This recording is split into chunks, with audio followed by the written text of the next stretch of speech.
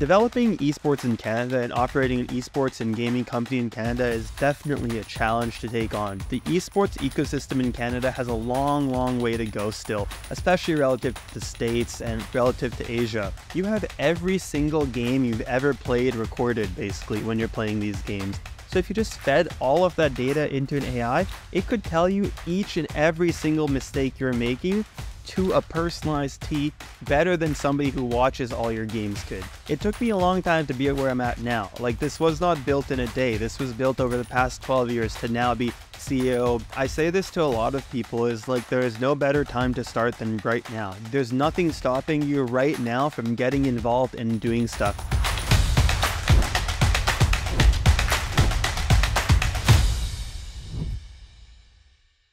Welcome to another episode of the Canadian Dream Podcast. I'm excited today to talk about something we never discussed here on the podcast, gaming. If you play games, you might enjoy this. If you have never played games, then join me because I am not a gamer and I have a lot of questions to ask from a layman's perspective. We're here with Kevin Dhir. He is the founder and CEO of a company called Galint. It's one of the biggest esports companies in Canada. So, Kevin, thank you for coming. Thank you so much for having me, Elton. Yeah, thank you for the warm introduction. I'm super excited to chat with you today on the Canadian Dream Podcast about what I've been doing for the past couple of years at Gallant Gaming, my esports event production company. Please go ahead and continue introducing yourself and the company. What is Gallant? For sure, yeah. So my name's Kevin Dhir, the founder and CEO of Gallant Gaming, Inc. Gallant is an esports event production company. So what we do is three main areas to our business. The first and the biggest one by far is we host international scale esports events. I'm going to take a step back and say, what is esports? Because some of you might be looking like, esports? Is it like playing FIFA on the PS5? No, esports is competitive video games. So we're playing video games at the highest possible levels on a competitive scale. Gallant mainly runs events for fighting games. So games like Super Smash Bros., Street Fighter, Tekken, and this kind of genre. And yeah, we host international scale competitions of our own. When I say first party, these are events that are owned and operated entirely by my company. Our flagship event is called Battle of BC. It's about 2,500 people every year at the Vancouver Convention Centre. So that's our first party event business. Beyond that, we do third-party event services. So people hire us as esports experts. We offer all this knowledge from the past 12 years of hosting esports events to our clients. So operations, logistics, consulting, whatever folks need to know on how to reach gamers, how to host events in gaming, we can offer turnkey event services. And then the last one is brand partnerships. On all of these events, we work with a lot of large-scale brands like Red Bull, Intel, Asus to help them engage with our audience. So that's what Gallant Gaming is. That's so awesome. Yeah. You know, I told you at the beginning I am not a gamer, but I used to play Street Fighter. Yep. Yeah, Street Fighter is still thriving. Street Fighter 6 is one of the biggest games in esports, right? Six. We're on the sixth one now. You probably played at Street Fighter 2, I'm guessing, right? Yeah, back in the arcades. Yep. Yeah. So I am 43 now. Yep. So I guess Street Fighter 2 is definitely up your alley then. Yeah. They were coming up with newer games that were 3D. Yep. By then, when I quit my career. No one ever quits. You'll get back into it someday. What was it called? There was Mortal Kombat, yeah. Street Fighter, and then there was something new. That Killer Instinct, maybe. Tekken is really big. Tekken is huge. Yeah. Yeah, Killer Instinct back then was coming around, probably around that time too, for 3D games. But yeah, Marvel vs. Capcom, maybe this rings any bells, but yeah. And you were much younger. You were only 27. Yep, born in 97. So what did you grow up with? So my first console was the Nintendo 64. So that came out in 1998. I have an older brother and a bunch of older cousins. I'm one of the babies in my family. So I did get a head start on gaming. You know, some of my earliest memories with my like with my cousins and stuff, are us at a birthday party playing on a Nintendo 64. So the Nintendo 64 was my true childhood console. And, you know, Super Smash Brothers, one of the games I still play every day today, is one of the first games I ever played. And yeah, it's crazy how this game has just been such a big part of my life for 20-something years. It has evolved so much. Yep. Because, Kevin, I remember I played Atari. Yep.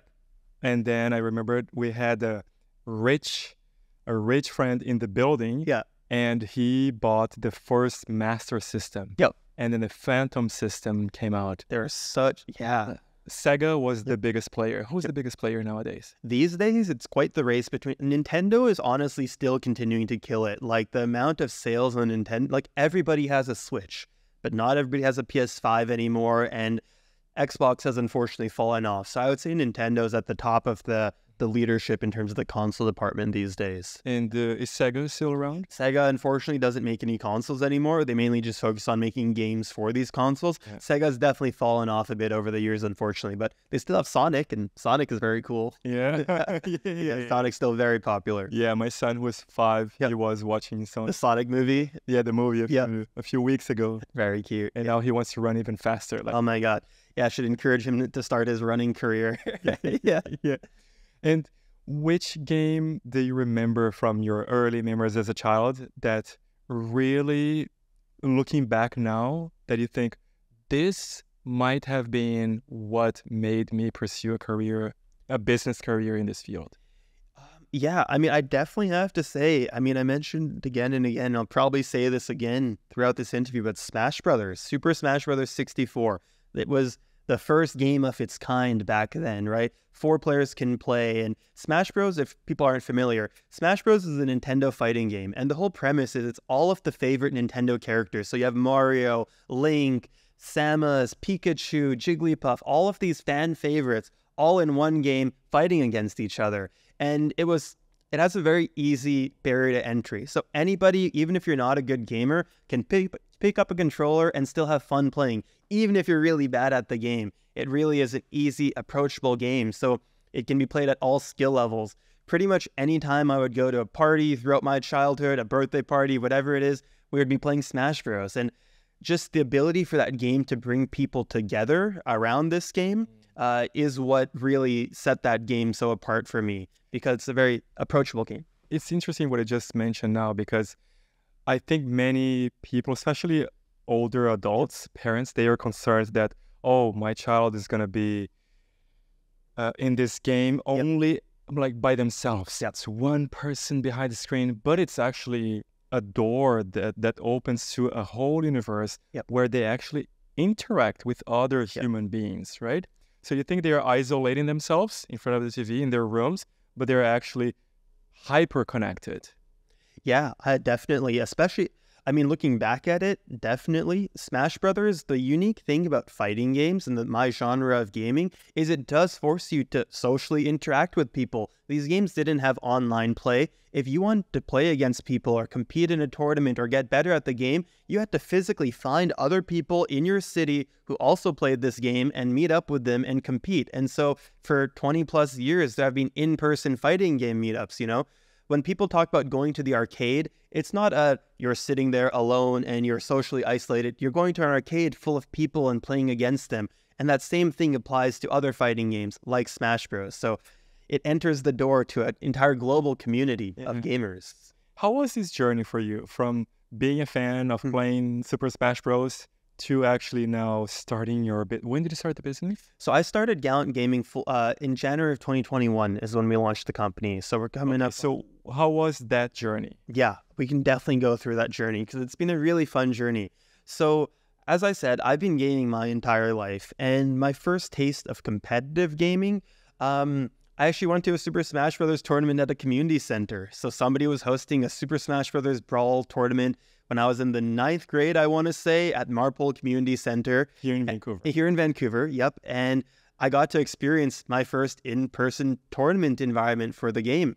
And I was hooked right off the bat. I made some friends there. A couple of them went to my high school. And then so at my high school, I started an esports club.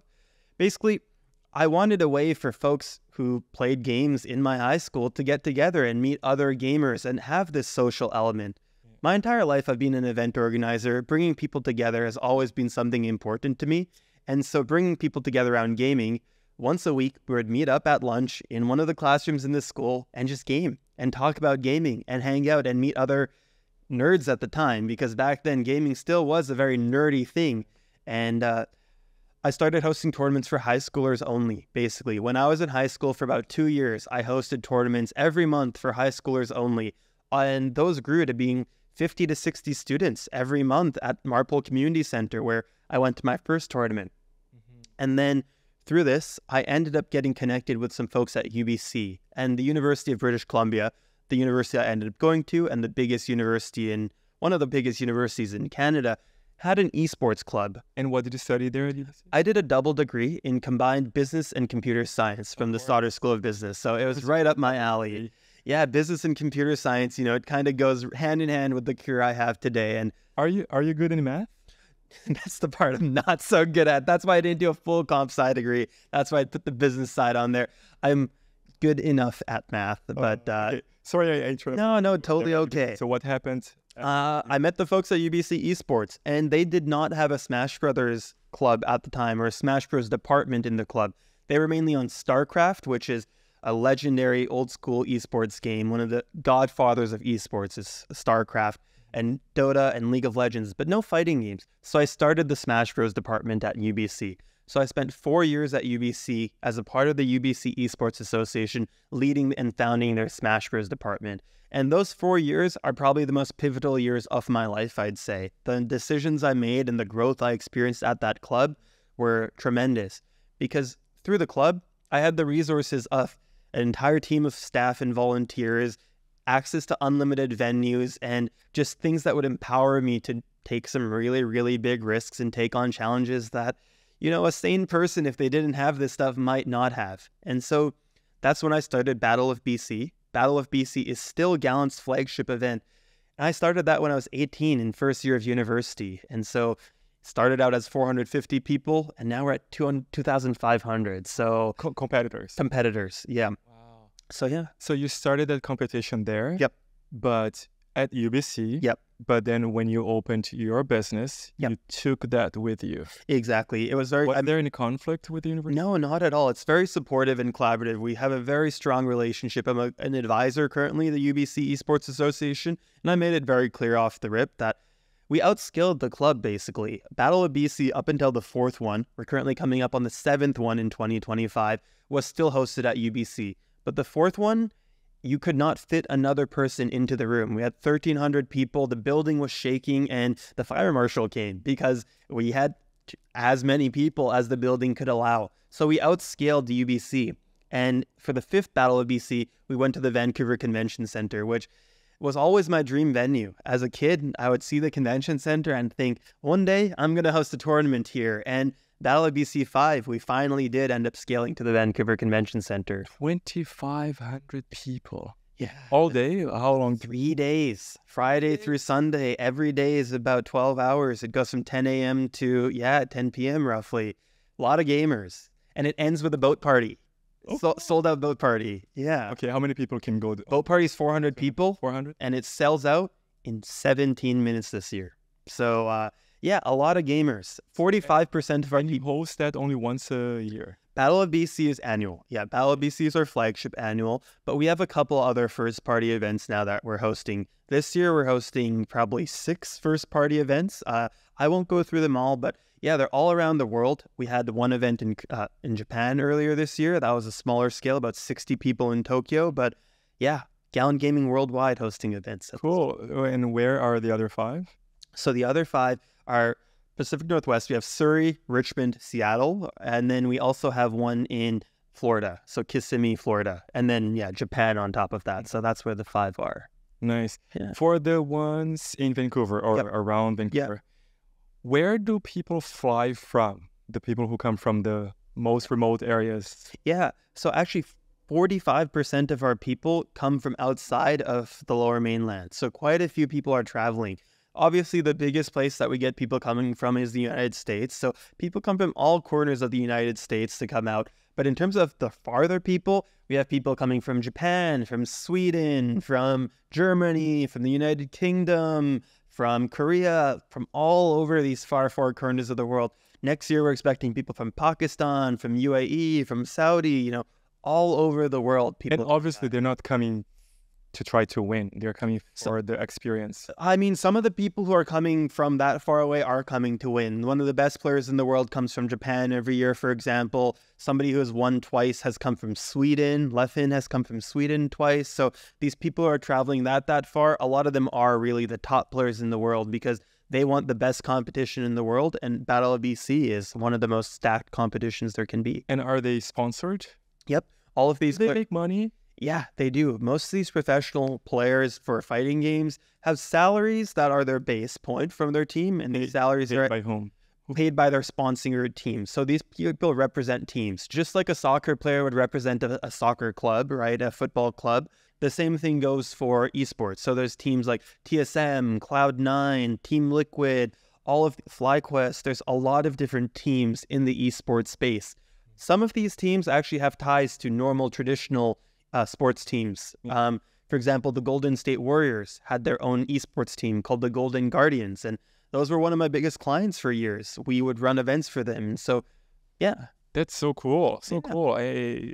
There's a few things I never thought about. Professional athletes in gaming. Yeah. When these guys come here, is there any specific preparation that they have to go through?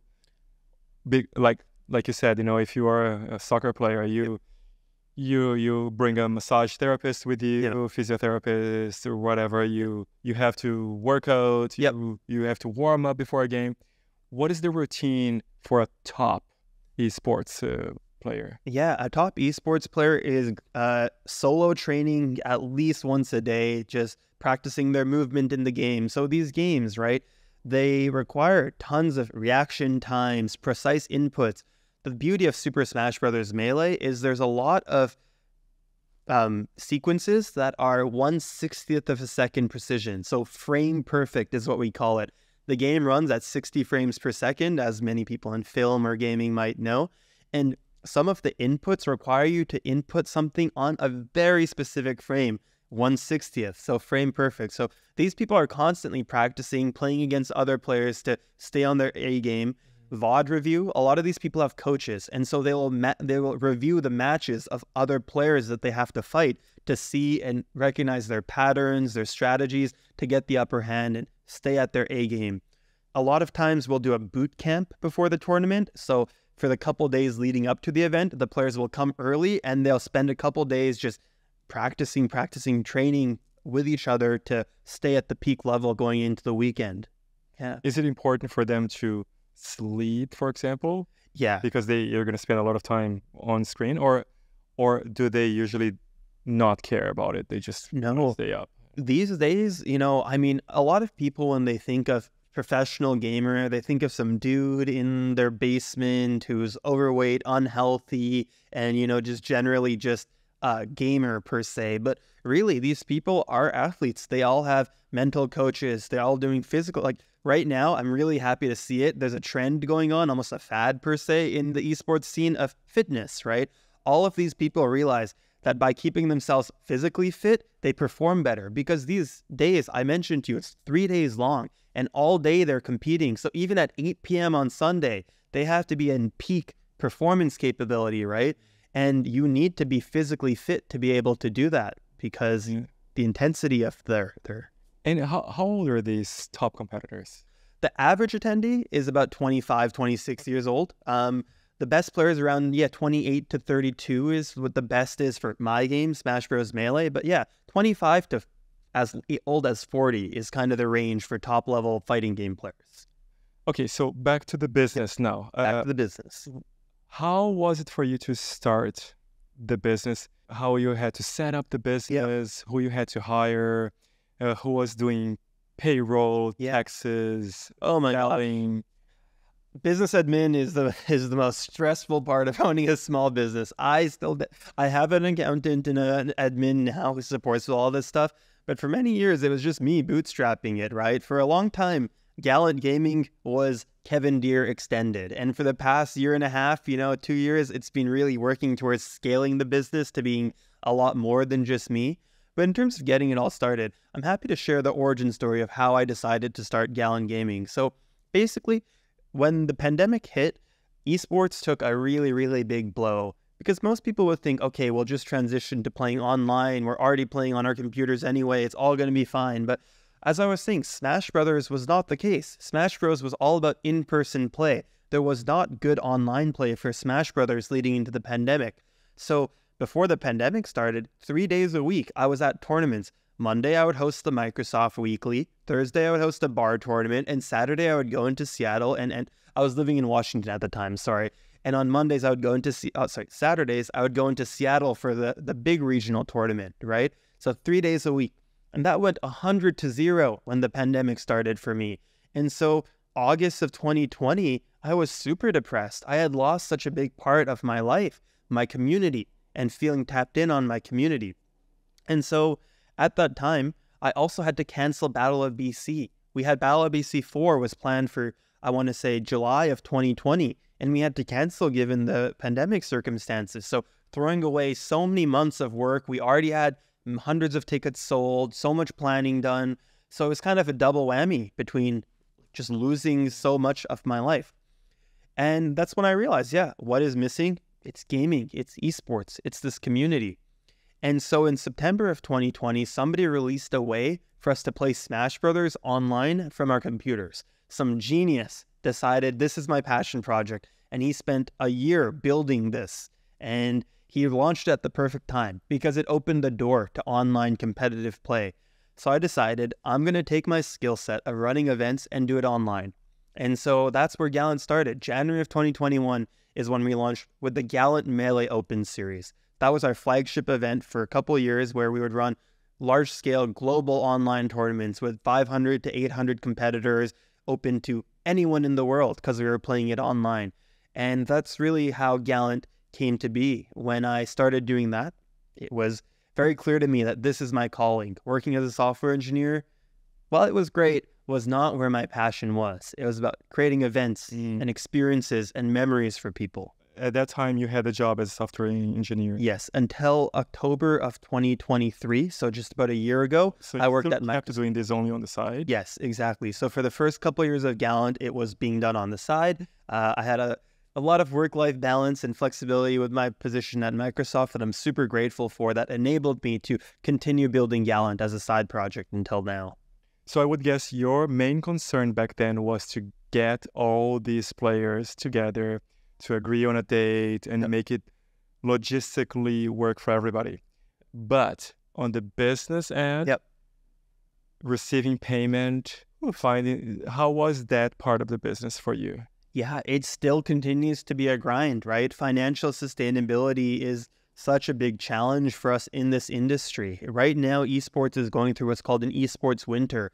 You know, esports has had, some people last year even were calling it, this is an esports bubble, this is a fad. And, you know, figuring out how to keep this financially sustainable as well as operationally sustainable continues to be a big part of this challenge as the business owner. At this point, Gallant has a household and a big enough name that when we announce our Battle of BC, people are just rushing out the door knowing that it's an established, this is going to be one of the best events. But it's taken all of these years for us to grow our brand and grow our recognition as experienced event organizers who are going to put on a great show, to convince people to spend hundreds of dollars to fly from wherever they're flying, to thousands even at this point, right, to commit to coming to our events. And so constantly finding out how we can bring people into the door, and these top players who have this global schedule, having them, scheduled to come to our event is a part of the journey. Dealing with people who are not business people is honestly one of the challenges of this all, because in this esports space, there's not a lot of people who can or are doing it professionally per se, right? There's a lot of hobbyists. There's a lot of people who, because there's not much of a barrier to starting doing stuff in esports, there's a lot of people who just enter the space, right? Without any business knowledge. They don't even know how to write an invoice, for example, and things like that.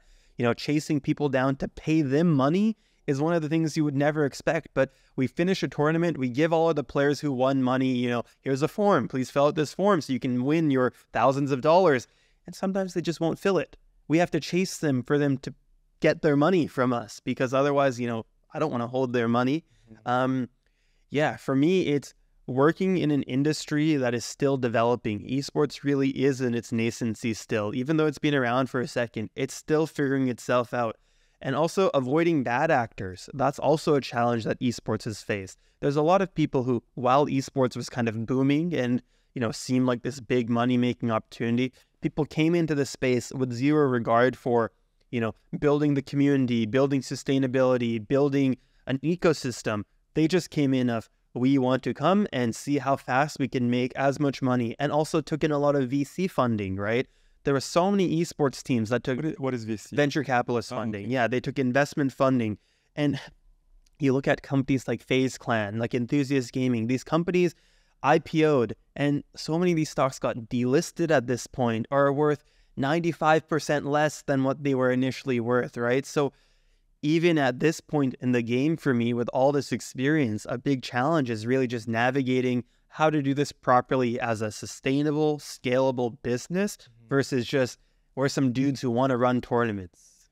Galint is one of the top esports companies in Canada. Correct. What is the end game for a company like yours? Are you guys going to be acquired one day? Can you become big internationally? Yeah.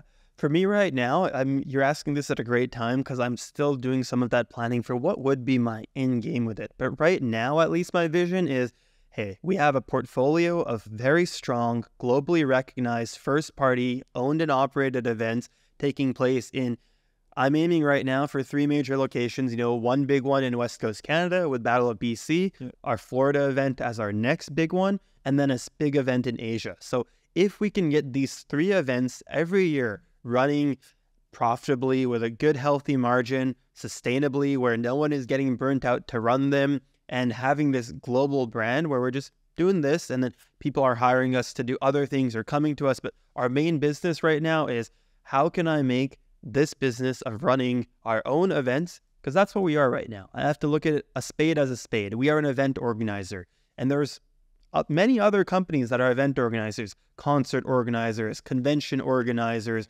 whatever have you.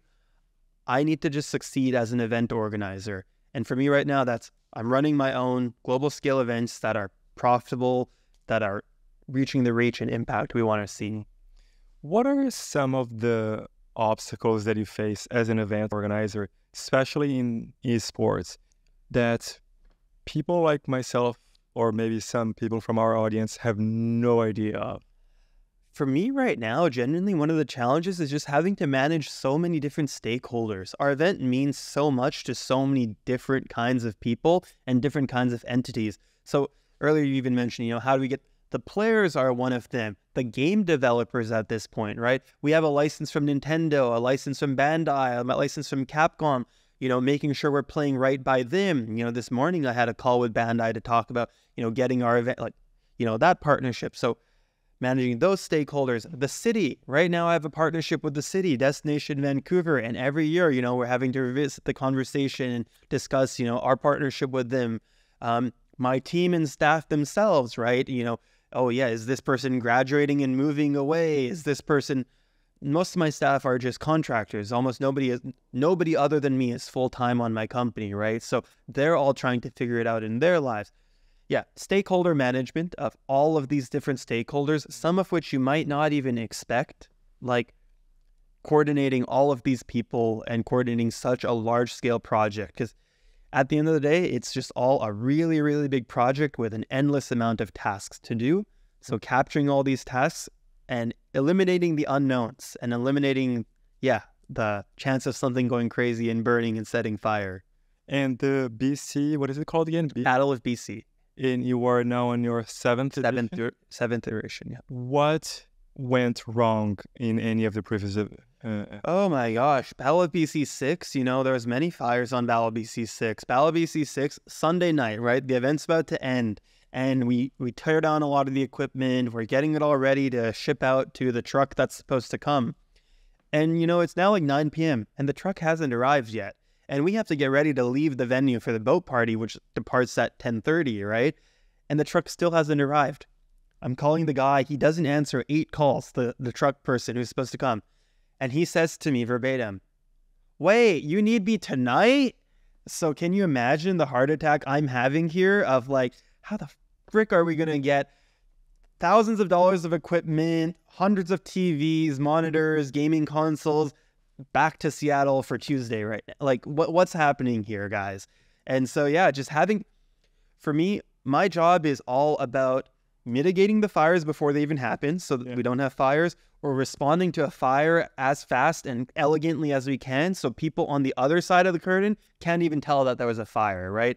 I've succeeded if an attendee or a person outside of my scope doesn't even know there was a problem, right? So, yeah, that was one of the problems. I had to beg the convention center to give me a space to hold the stuff and equipment overnight so that they could send a truck the next day. And the next day was a holiday, so then I had to pay even more for this stuff, like all sorts of total crap you wouldn't even have to expect like that. Just dealing with the amount of equipment. I have a storage locker in Surrey with the 60, 70 TVs in there, like old school TVs, because we still use the old school tube TVs, right? Dealing with the logistics of moving those around. What else? What other fires have I had to deal with? Players going missing. Dude, your match is coming up. Where are you? Right? These guys, we were talking earlier about how they're all professional athletes and all that stuff. Even a lot of them are just man-children still, sadly. They've been focused on their job of being a pro player for so long that they haven't invested the time to develop themselves holistically.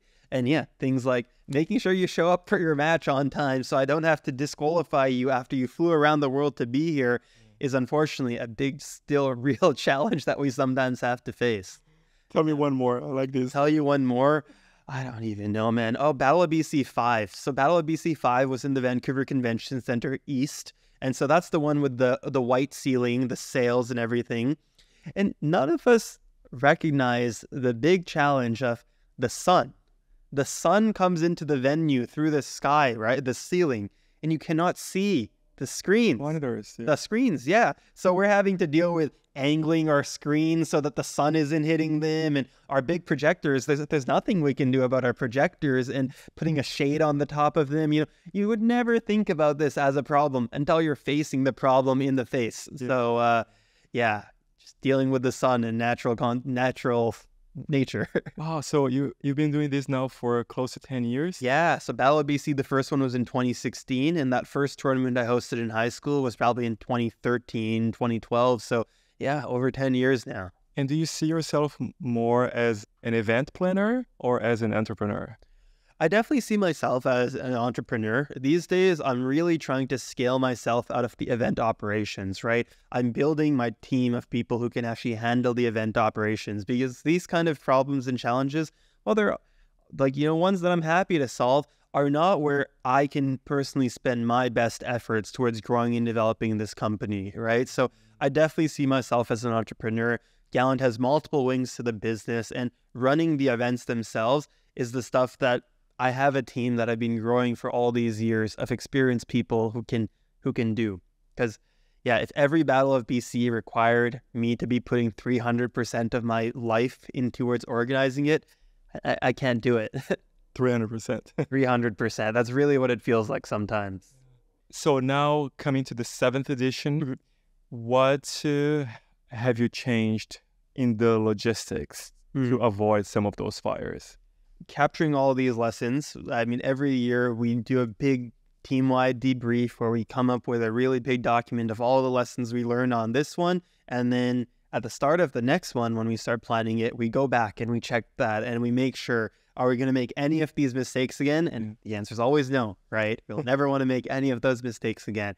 Even simple things of like, did we make sure that the trophy is where the trophy needs to be so that on Sunday when the event ends, Kevin can just go grab the trophy and hand it to the person? Little things like that. Did we remember to order enough medals? Things like that, right? My big thing is, now that we have such an experienced team, giving people very clear ownership of their responsibility and area is critical, and having experienced project managers, right? Earlier, as an event organizer, you often are the project manager, but now it's scaling that out, right? I, as the event organizer and event director, I set the requirements for the event. I work with my project managers to define what the requirements and scope are, but ultimately it's them who does executing those requirements and capturing all the tasks that need to happen, the critical deliverables.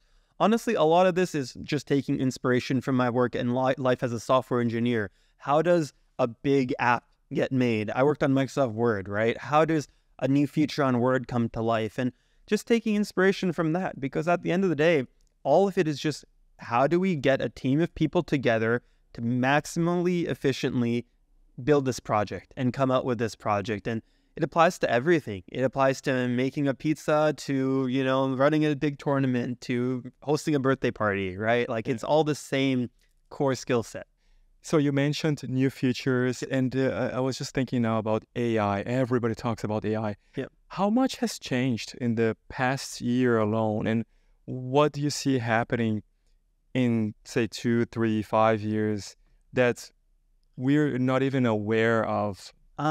AI has definitely opened some interesting doors and pathways up in esports. One of the biggest areas is that I can see it continuing to develop in the next couple of years is coaching. And so AI-based coaching, right? You have every single game you've ever played recorded, basically, when you're playing these games. So if you just fed all of that data into an AI, it could tell you each and every single mistake you're making to a personalized T better than somebody who watches all your games could, because it knows it on a computer level. It can see exactly your character's position and all that kind of stuff. And so this is already starting to get explored in like League of Legends and Counter-Strike and Valorant, and it hasn't really come to fighting games as much just yet, but I definitely see that being developed, right?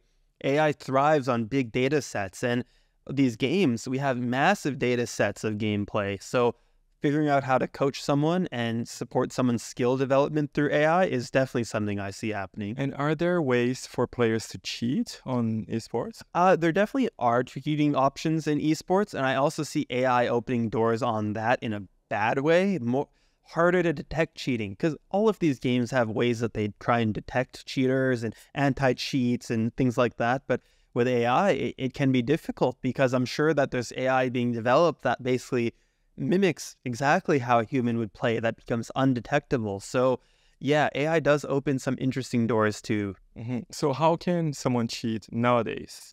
Nowadays, at least in fighting games, it's pretty difficult. In Street Fighter and things like that, you can do what are called like macros, where you push one button, and instead of having to do some crazy inputs so that your thing comes, you push one button and some sequence of buttons happens. Like that's what a common cheat is. It's called macros. Okay, and can you do that on a keyboard? Yeah, I mean, you would do it on your gaming controller, basically. You'd be able to set it up using a program. You can use a macro program to do that. Beyond that, it's like, I was talking to you earlier about reaction times, about how some things are frame precise reaction. Yeah. There's some things called like a parry, for example. If someone attacks you, you parry and you automatically block it and you can attack them back. But those things are very precise timing. But if you have a cheat, like some sort of cheat that allows you to, every time a person throws out an attack, it can automatically parry for you and get out of that situation. So you do see this sometimes happening in online play. None of this stuff is feasible in person. In person, it's very difficult to cheat. The cheating in person is things like using a modified controller that has something in it that we can't detect and is doing something for you. But yeah. And what are the prizes for these events? Yeah, so typically the way fighting game tournaments work is it's a prize pool that scales based off the entrant count. So usually $15 per entrant goes towards a prize pool. So, if you have 1,000 people, $15,000 prize pool. And it's usually distributed to the top 8, the top 16, depending. So 50% usually goes to first place. So, if you won Battle of BC and it was a 1,000-person bracket, you would win about $5,000, $6,000. Fighting games is a relatively small prize pool, but we're seeing more and more big prize pools come from other fighting games in other parts of the world. For example, the Esports World Cup happened this past summer in Saudi, and the prize pool for the Esports World Cup, can you take a guess? 50,000. 60 million. What? 60 million. Wow. $60 million prize pool for the Esports World Cup. Obviously, it was divided into a bunch of different games, but Street Fighter alone, if you won Street Fighter, you became a millionaire, right? If you're the best Street Fighter player in the world right now, you straight up just become a millionaire. Capcom did the same for Capcom Pro Tour. First place, $1 million. Second place, $100,000. So basically, if you win the first place match, you just made $900,000. And if you lost $900,000. So it can be pretty intense. Nice, Yeah. nice. What are the challenges that you are facing now on this process of scaling? Yeah. For me, the biggest challenge that I continue to try and figure out how we can do a better job at is the business partnerships, right? Partnerships are where a lot of the money can come in. At the end of the day, not only do we have this audience of in-person attendees, we have millions of people watching online. Battle of BC had 3.2 million unique viewers online from all around the world, right? And a peak of about 70,000 peak concurrent viewers. So we have eyeballs. And so getting brands to sponsor events, activate our events, and see the value in engaging with our audience and convincing them to buy on is a big part of what my current challenge and what my goal is. Are these used for live streaming? Yeah, these are all on this not every match, but many of the matches are live broadcasted on both Twitch and YouTube. So not only is that a big part of what our event is, it's also a big part of the cost as well to put on this whole broadcast production. So definitely I'd love to show you what Battle BC looks like at sometimes, but you walk in the venue and there's 5 big screens that are big screens playing top level matches. And so, yeah, all of that is going straight to the rest of the world live all weekend long. So yeah, business development is a big part of it. Partnership sales, unlocking more grants and funding, right? Tourism impact, right? Battle of BC, I mentioned we have a partnership with Destination Vancouver. That's because of the tourism impact it brings to the city. We did about $700,000 in economic impact just from our attendees alone this year. So all these people coming in from all over, they're spending money and they're bringing dollars and ultimately driving tourism during an off-peak season. Do you ever encounter problems with, for example, internet or electricity? I do, but my problems aren't them not working. My problem is the cost. As I said, I host in the Vancouver Convention Centre, and unfortunately, they have an exclusive agreement with Bell on that place. Can you guess how much my cost for my internet was this year? Just my internet. For one event? For Battle of BC, just one event. Well, I would guess it's normal, but of course it's thousands and thousands. 13,000. 13? That's a lot only for because they have a monopoly on it, and it's not like we're getting top of the line super fast. It's 2 networks that are 100 up, 100 down. That's crazy, right? So that is one of the challenges I face right now. Power, every power drop, we have to pay like $45, and we need so much power throughout the venue. So power, I spent like $12,000 as well just to have the outlets activated on the floor. So, and then power distribution, I work with a company called Showmax to distribute the power to make sure every piece of equipment gets powered. So there's a lot of event logistics that people take for granted. Oh, of course we can plug in our power. Of course we can have internet. But no, it's not on that scale anymore. If I'm hosting it in a library, if I'm hosting it at a house, yeah, sure. If I'm hosting it in a classroom, yeah, sure. But now we're hosting it on international scale convention centers, and these convention centers want to make money off of you. Yeah, and how much does it cost for the players? The players, so a competitor pass ranges from $80 to $110. So depending on, so it's nothing too crazy. You know, honestly, that's a challenge as well. These gamers, some of them, you know, they don't do a lot of other entertainment activities like going to a concert or going to a bar or just going to another event. And you know, if you go to a concert, you're going to spend, you know, $50 to $100. You go out for dinner, you spend $60 easily. But they don't understand, you know, the amount of value that they're getting for $80 is crazy. And having to fight an uphill battle sometimes to convince people that even the ticket is worth it. Yeah, it does make me pretty sad when I encounter anybody who's like, oh my God, why is it so expensive? When they don't realize just the costs that we're loading, because they're very used to community organizers. As I was saying, there's a lot of people who host events on a local level, 30-person on a weeknight, you know, 20 people on a weeknight. And those people have like no costs, right? Just their time. And you can participate in these tournaments for free or $5 usually. And unfortunately, you know, for somebody who's a casual player, for them to understand the difference in experience they're getting at Battle of BC versus, you know, going to a university tournament on a Tuesday night, I hate that I have to even encounter that problem. Yeah. How is it to run this type of company in Canada compared to the States or Europe or Asia? It definitely is. Asia, it's huge, isn't it? Yeah, in Asia, it's huge. Yeah, every year I travel to Korea and Japan for esports just because Korea is so far ahead. Developing esports in Canada and operating an esports and gaming company in Canada is definitely a challenge to take on. The esports ecosystem in Canada has a long, long way to go still, especially relative to the States and, as you said, relative to Asia. there's not a lot of key players in our industry here right now. And we're having to convince people that esports is the real deal. It is really an industry that can exist and thrive, and it needs some support right now in order to do so. But thankfully, there's some really good developments happening. There's a federal body called Esports Canada. That's a nonprofit that's been developing that I've become recently involved with. And every province has a provincial esports association that supports esports. So, there's the right things being done towards it. But ultimately, the big challenge that we have in Canada versus all these other places you mentioned is population. When I host an event in Florida, in Seattle, in New York, in Seoul, they have millions and millions of people in that vicinity. Vancouver, Toronto, Montreal, those are the only 3 cities that I could think of hosting an event in Canada because there's nobody around. And 45% of my people still are the local people, right? So yeah, just the population density it's tough. Having said that, yeah, I know it's hard. You look pretty happy. Like you're a happy individual. When we met a few weeks ago at a networking event, you were super outgoing. Are you living the Canadian dream for you? I know your parents came to Canada as immigrants. I definitely feel like I'm living the Canadian dream.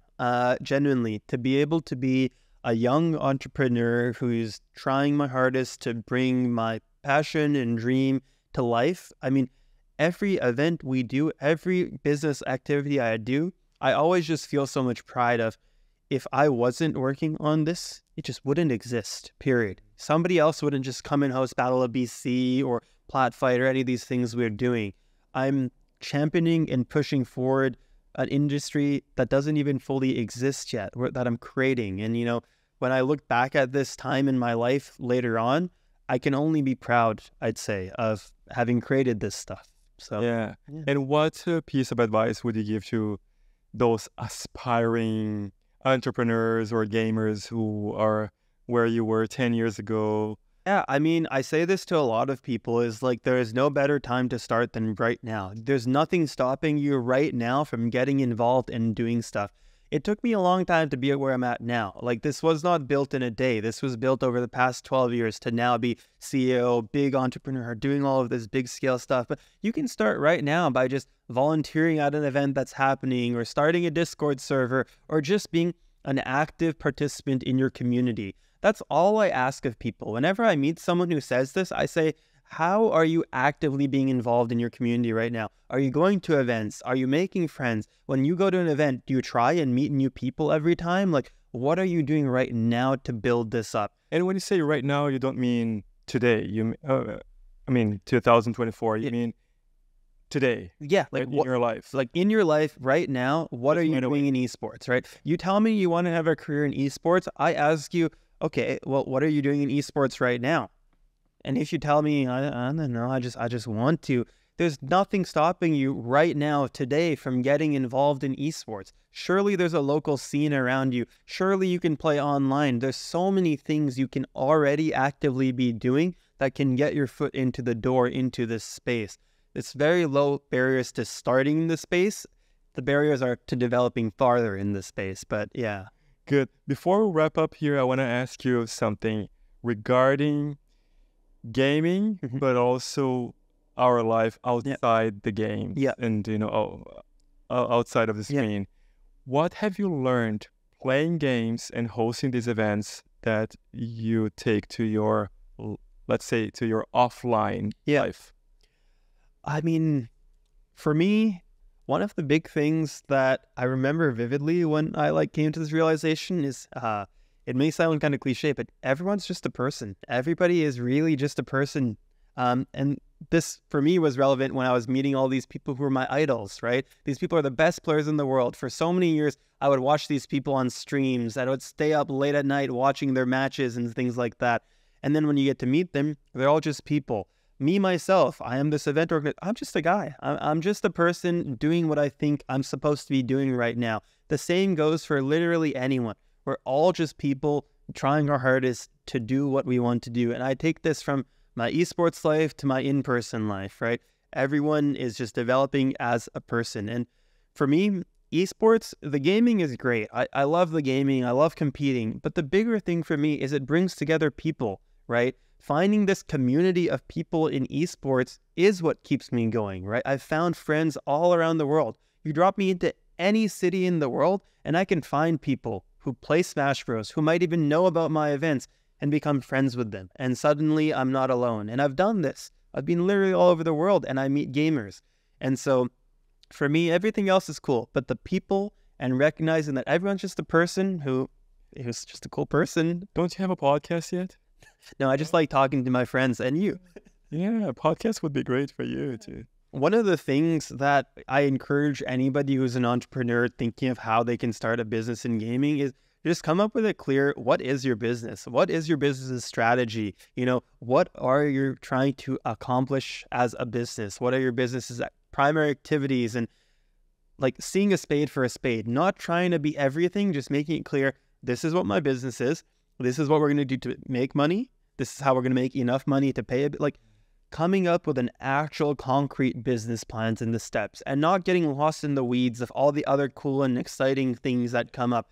Because at the end of the day, if you are running a business, even if it's your passion, even if it's what you love, you need to be creating a business. And a business has a clear definition, right? How are you creating value with this business that's going to sustain, hopefully, your own livelihood? And this is definitely a lesson that over these years, I've had to learn the hard way per se, but I'd been able to learn it the hard way because I was doing it not fully as a business, but here I am trying it the hard way. And focus. And focus. Stay focused. Staying focused, setting your goals really clearly, your strategy really clearly, being able to communicate your vision to people, right? Your vision can only go as far as you can communicate your vision. Mm-hmm. That's something that's huge for me, right? I have all these ideas, all these thoughts brewing in my head. If I can't get them down pen and paper in a way that somebody else can understand it, how can I expect them to help me bring it to life, right? So your communication in what you're trying to achieve is critical. Right. So sometimes we watch people on podcasts or we listen to them and we wish we could connect with them. Who are you open to connecting with who might be watching this or listening to this? And what is the best way for them to reach out to you? I'm a pretty open book. Anybody who feels curious about my story or wants to learn more about esports, or if you are from a brand who might be interested in partnering on our events, because the grind never stops to find more partners. If you're even just remotely interested in esports and gaming and learning more about the industry, never hesitate to reach out to me. The best places to find me, Twitter is my most active social media, so REINDHIR. I'm sure we'll throw it up somewhere. Reindeer on Twitter. Definitely give Gallant Gaming a follow across all of our socials as well. We're very responsive there. And if you forget me, definitely reach out to Gallant and I'll definitely reach out to you back there. We're on YouTube, Twitter, Instagram, TikTok, the whole 9 yards there. And yeah, I'm happy to just chat with anybody who's curious to learn more about the gaming industry or attend any of our events, right? I was saying the easiest way is just go and come to an event. And when is the next one? The next big event we have is October 19th and 20th in Surrey, BC, Canada. It's called the Pataka Esports Festival. So it's open to all. It's going to be a ton of fun, a lot of gaming and delicious food as well. So yeah. Awesome. Yeah, thank you so much. Thank you, Kevin. Yeah, this was a fun time. And time flew by. Dude, I can't believe that was an hour. What the Yeah.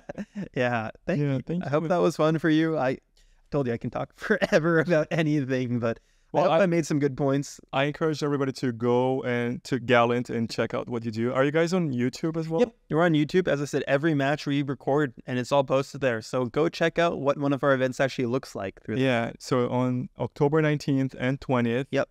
I think this episode is coming out just before that event. And then our flagship, Battle of BC. Definitely want to see everybody at Battle of BC 7 happening March 28th through 30th in 2025. So you have a lot of time to plan a trip to Battle of BC to see what this all looks like. Because Battle of BC is the pinnacle of esports in Canada. There's no event on its scale in impact in Canada. And I would love for everybody to come check that out. Yeah, maybe I'll come too. I would love to see you there. If you're not there, I'll be pretty sad, to be honest. So you got to come. Thank you, Kevin. Yeah, thank you, Elton. Yeah, I really appreciate it. Again. And thank you for listening to or for watching another episode of the Canadian Dream Podcast. If you liked this episode, remember to share it with other people that might also appreciate this content. And if you're watching this on YouTube, remember to write your comments and to like this video and to subscribe to our channel. Thank you so much, and I'll see you on the next episode. Sweet.